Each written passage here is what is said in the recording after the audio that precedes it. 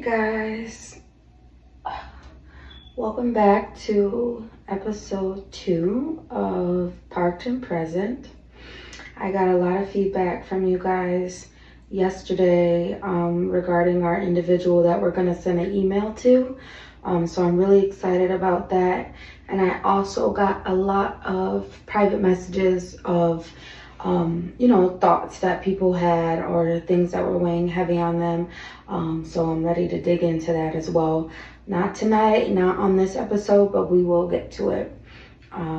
So let's just get ready to read some anonymous notes tonight.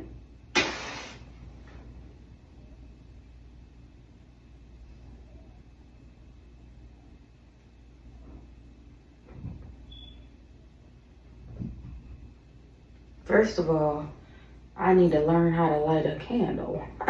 Oh, speaking of candles,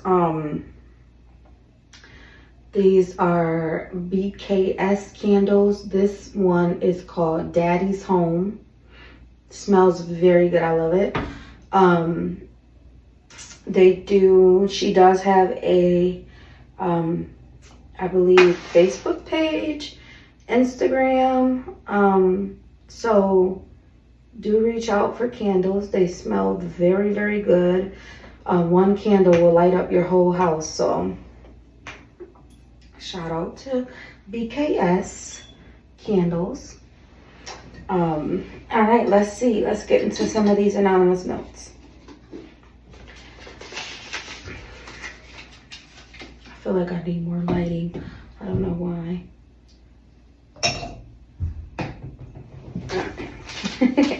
All right, so our first anonymous note.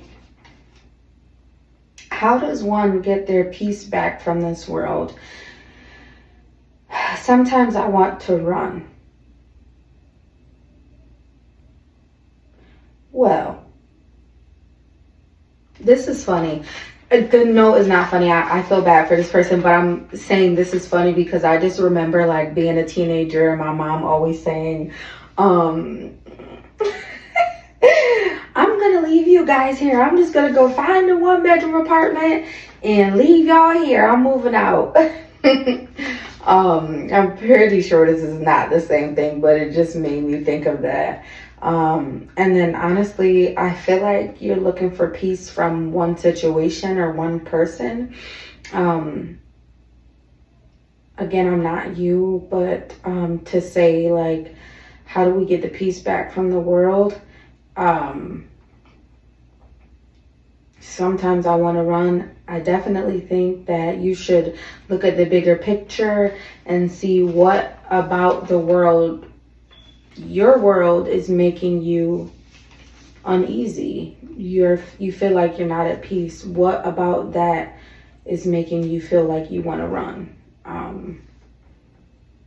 I remember feeling like this, and mainly it was due to one individual, and that individual is not in my life anymore. And I definitely started to feel at peace after that. So just check out your situation, check out who you have around you. Everybody's vibrations don't match with yours, and sometimes we learn that the hard way. All right, let's see. I worry a lot that my son won't be proud of me when he grows up. Aww. This, I feel, okay, so obviously, a lot of people know that I had my first son when I was 15 years old. I got pregnant when I was 14, and I had him a few days after I turned 15. And I just remember laying in the bed at night thinking, oh my gosh, what if he's never proud of me? What if like I'm just that teen mom who messes everything up? I just remember feeling like I couldn't do it. The world was against me and that he would never be proud of me. But I can definitely tell you, like, he almost every day just makes me feel like he's so proud of me, or he just makes me feel good. Like, he makes me feel like I'm doing so good as a mom. Like, having him in my life definitely changed everything for me. And I hope that,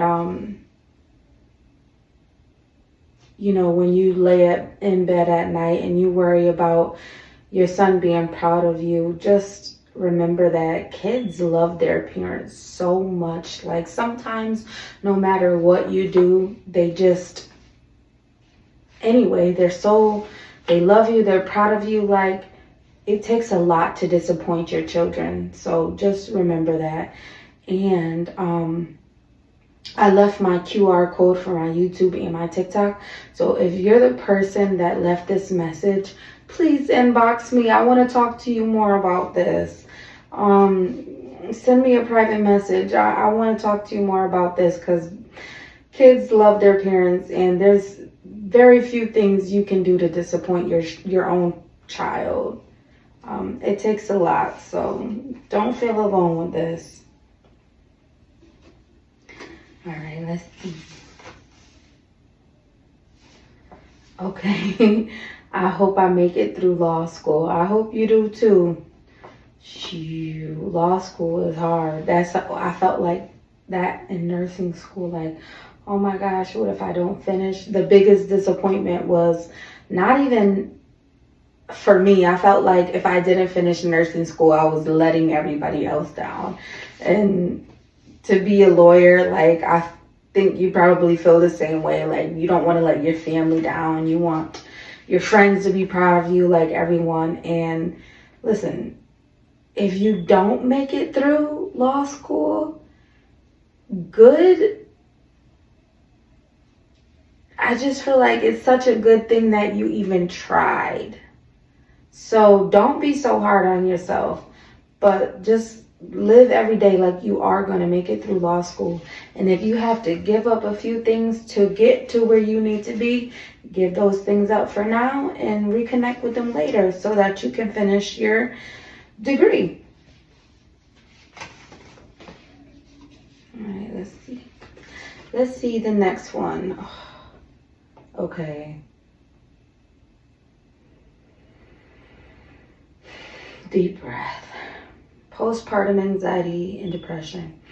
I feel like I want to stay home with my baby, but I have to go back to work, and that has been super hard for me. And they put a sad face. So I took a deep breath with this one because, again, I had my first son when I was 15. I also have 2-year-old twins, and I have a 1-year-old baby. So I'm a busy mama right now. But I remember saying with my last baby, because he came as a total surprise, I wanted to do everything right. I just knew that he was our last. So I wanted to do everything right. And obviously things happen. It's so hard these days. This economy sucks.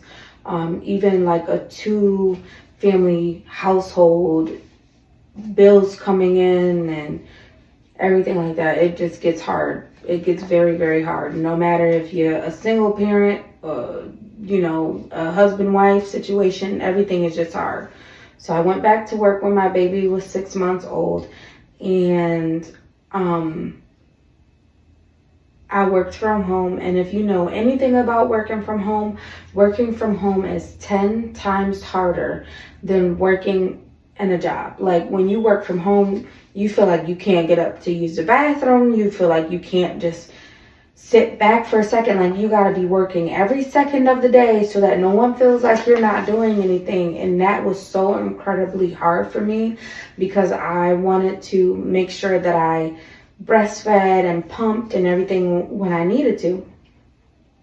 So I remember sending a message to my supervisor, and I said, my exact words, "This is becoming a lot. I'm unable to pump or breastfeed my child how I'm supposed to. And New York state law says that I'm allowed to pump or breastfeed every 2 hours at least." And she said, "Okay, no problem." Was I able to do that? No. I was not. And that's where a lot of my postpartum anxiety and psychosis came from, because I felt like I was grieving, and I still do. I still feel like I'm grieving. I'm grieving because I imagined the life that I couldn't have. I got my tubes out, so I can't have any more kids. And now the last opportunity that I had with my last baby, I had to give it up because I had to work. So that's a lot. And it feels so heavy. And grief, people, I just want to let you know, is not only about, I'm sorry, I hate saying this word, but it's not only about death. Grief comes from just imagining something for yourself and it not happening. And so just, I really hope that this person finds peace with having to go back to work, because it doesn't seem like things are going to change much at all. It's impossible to live off of one income these days. It's just, everything is really hard.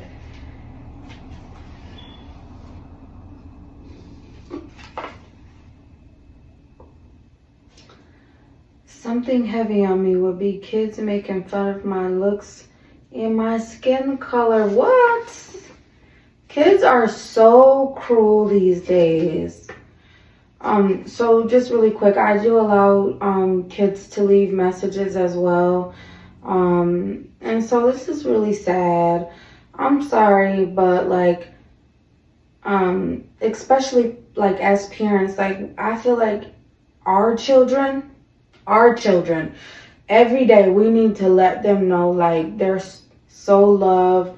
They're so wanted. They're so beautiful. Like, being black is beautiful. I love being black. I love everything about being black. I love my people.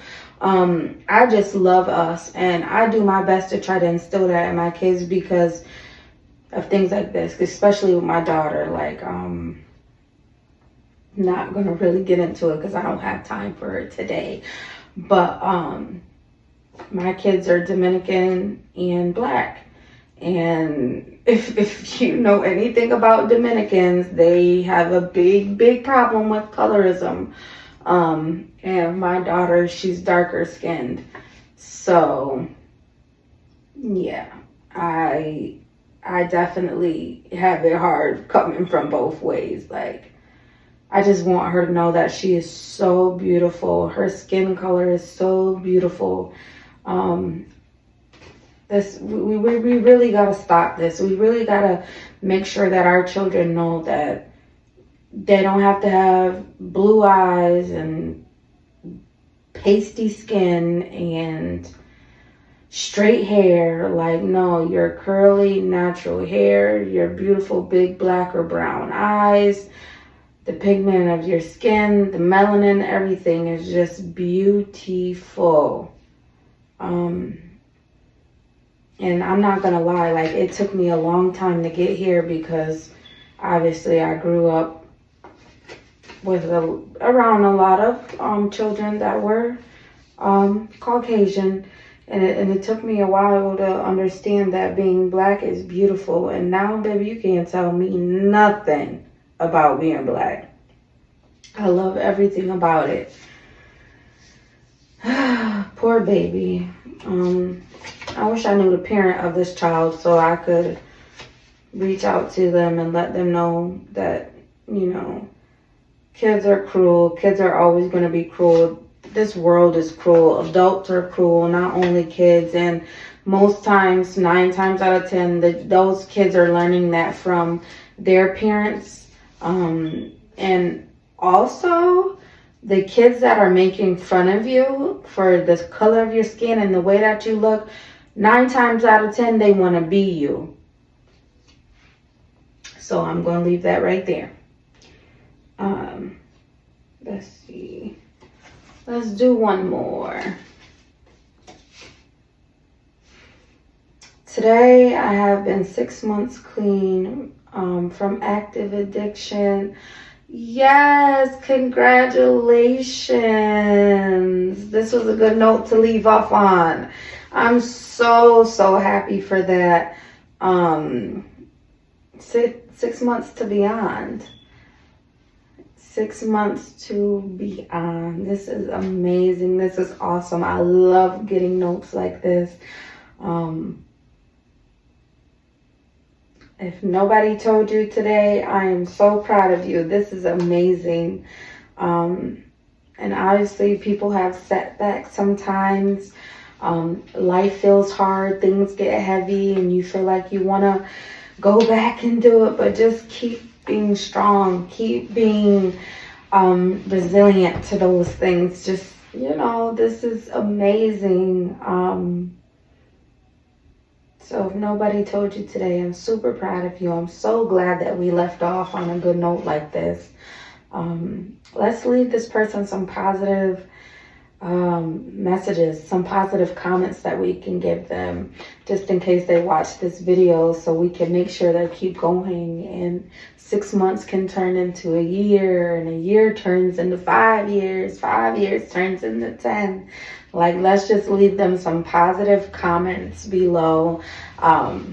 Like I said, just in case they are watching, that way we can help them to keep going. This is awesome. So let's see, we read 1, 2, just want to make sure, yep, 3, 4, 5, 6 notes tonight. And whatever message resonated with you, leave a comment about that.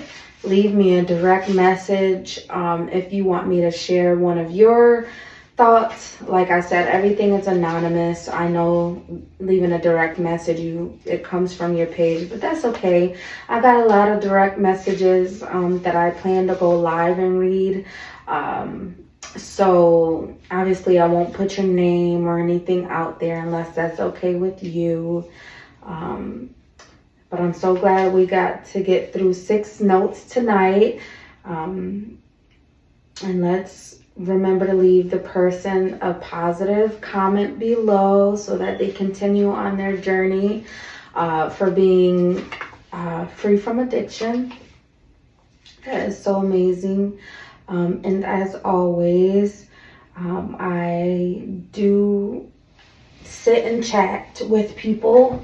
Like I said, the name of my podcast is Parked and Present. So I'm usually parked down in front of Big Fellas and Pound Town Burgers. So I try to do my best to stay for at least a couple hours. If anybody wants to come and chat with me, that would be amazing. I love to sit and talk. And as always, thank you guys so much for joining me tonight. I hope you guys have a great rest of your night. Thank you so much.